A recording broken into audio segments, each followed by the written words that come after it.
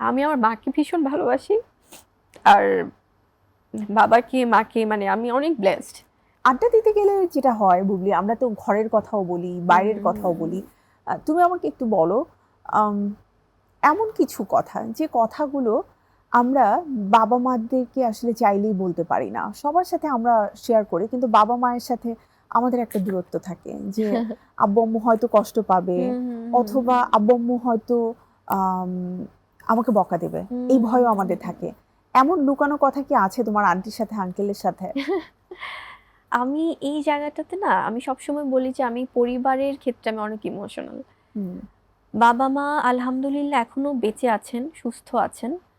এটার জন্য আমি আল্লাহর কাছে কোটি কোটি অনেক শুকরিয়া বড় আদায় করি। ব্লেসিং। এটা অনেক বড় ব্লেসিং আপু। আমি হয়তো আমরা এটা আমাদের বাবা মাকে, আব্বু আম্মুকে হয়তো সবসময় বা প্রতিদিন বলা হয়ে ওঠে না, বাট যে ফিলিংসটা, যেটা আল্লাহকে হয়তো শুকরিয়া করি, বা সকালে ঘুম থেকে উঠেই যে আছে না যে আমাদের শুকরিয়া আদায় করার যে একটা ব্যাপার, সেটা নামাজ পড়ে আল্লাহর কাছে বলা হোক বা দোয়া চাওয়া হোক। কারণ ওনাদের, আমরাও যেমন দিনে দিনে হয়তো কাজের ব্যস্ততা বা পরিবারের ব্যস্ততা, আমরাও যেমন আমাদের দিন পার করছি, তেমনি কিন্তু আমাদের বাবা মাদেরও বয়স হচ্ছে।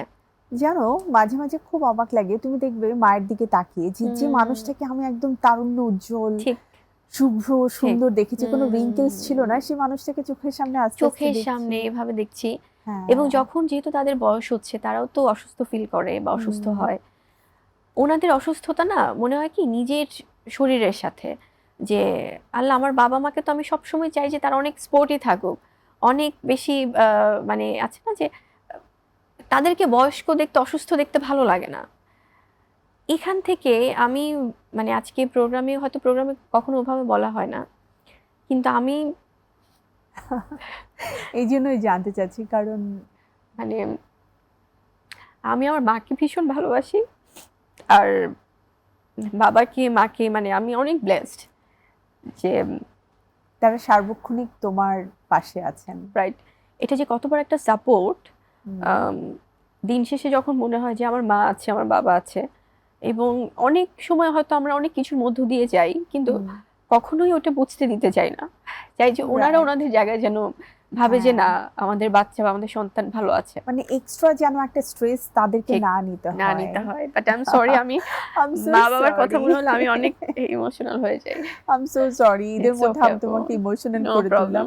বাট এই মানে অশ্রুটা না কিন্তু আসলে দুঃখের না, ঠিক, এটা কিন্তু আনন্দ অশ্রু, আনন্দের যে তারা আমার পাশে পাশে আছেন। আছি। এবং আমি সবসময় আল্লাহর কাছে বলি যে আল্লাহ আমার আমার বাবা মাকে তো সুস্থ রাখবেন আল্লাহ প্লিজ, আমার হায়াতটাও যেন তারা পায়। মানে এখন তো আমি আরো মা হয়েছি আপু, মানে এখন আরো ফিল করি যে আমাদের মারা বা আমাদের বাবা কত কষ্ট করেছে কত তারা, কষ্ট করেছেন, স্পেশালি তাদের যখন মায়েরা, স্যাক্রিফাইস। রাইট, তাদের স্যাক্রিফাইসের কাছে আমরা হয়তো কিছুই না। কিন্তু তারপরও আমি প্রতিনিয়ত এটা আল্লাহর কাছে শুকরিয়া আদায় করি যে আল্লাহ মানে মাকে বাবাকে সুস্থ রেখো। এবং আমি স্ক্রিনেই বলি যে আম্মু আমি তোমাকে অনেক ভালোবাসি, হয়তো সবসময় বলা হয়ে ওঠে না।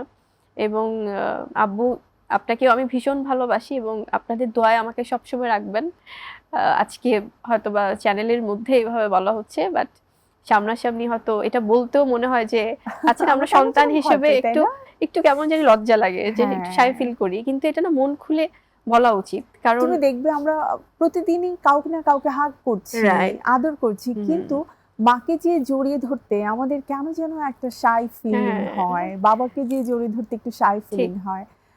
এটা আই থিঙ্ক আমরা সন্তানরা যখন বড় হয়ে যাই, নিজেদের মানে আমরা অনেক স্ট্রং এটা বোঝানোর জন্য মেবি আমরা এই ঠিক, কাজগুলো করি। একদমই।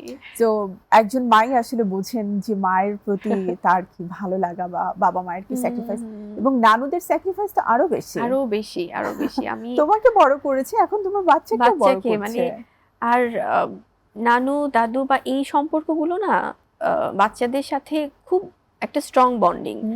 আমি তো আমার মাকে দেখি, আমার শেহজাদ তো আম্মুকে মানে মাঝে মাঝে নানুমা বলছে, মাঝে মাঝে সিস্টার বলছে, মানে অনেক আদরের ডাক। অনেক আদরের। আম, তো মানে এই ফ্রেন্ডশিপটা অন্যরকম। অন্যরকম। তো আমি প্রতিনিয়ত আমার ছেলেকে, শেহজাদকে আমি বলি যে বাবা তুমি, আমার মা বাবাও বলে শেহজাদকে যে তুমি, তোমার মা তোমার জন্য যে স্যাক্রিফাইস করছে, যে কষ্ট করছে, এটা তুমি বাবা মনে রেখো। মানে আমাদের জন্য কিছু করতে হবে না, আছে না যে আমরা সন্তানদের হ্যাঁ, থেকে তো কিছু আপু এক্সপেক্ট করি না, একদমই না। আমরা চাই যে শুধুমাত্র ওরা আমাদেরকে ভালোবাসবে। তো আমরাও আমাদের বাবা মাকে এভাবে ভালোবাসতে চাই সবসময়, ডেফিনেটলি, এবং এটা প্রত্যেকে যেন তার বাবা মায়ের প্রতি এই ফিলিংটা যেন থাকে তাদের। কারণ আমরা না থাকলে বুঝি আপু, থাকতে বুঝি না। থাকতে বুঝি না। কারণ যখন হয়তো আমরা সময় নিয়ে নিচ্ছি না আমি না আপু, না, কিন্তু কোনো আমার সমস্যা নেই। মনে হয় মা বাবার এই ঋণ না কোনোদিন শোধ করা যাবে না, এটা একদম কখনো না। অল্টারনেট কিছু হয় না। আর আমি সবার উদ্দেশ্যে বলবো, প্লিজ আপনারা আপনাদের মাকে বাবাকে ভালোবাসুন, সময় দিন, আর তাদেরকে কষ্ট দিবেন না। আমরা মনের অজান্তে হয়তো অনেক কিছু করে ফেলি যেটা আমরা ফিল করি না, হয়তো পরে ফিল করি যেটা করা ঠিক হয় না, কিন্তু সাথে সাথে যেই সরি বলা উচিত, সাথে সাথে যেই জড়িয়ে ধরা উচিত। একদম। আর বাবা মা কিন্তু কখনোই আসলে সন্তানকে নিরাশ করে না, তারা না, ক্ষমা করেই দেয়, ঠিক। অভিমান করে থাকতে পারে না। খুব ভালো লাগছে তোমার সাথে আড্ডা দিয়ে, এবং আমি তোমাকে ইমোশনাল করে ফেলেছি, আবারও সরি।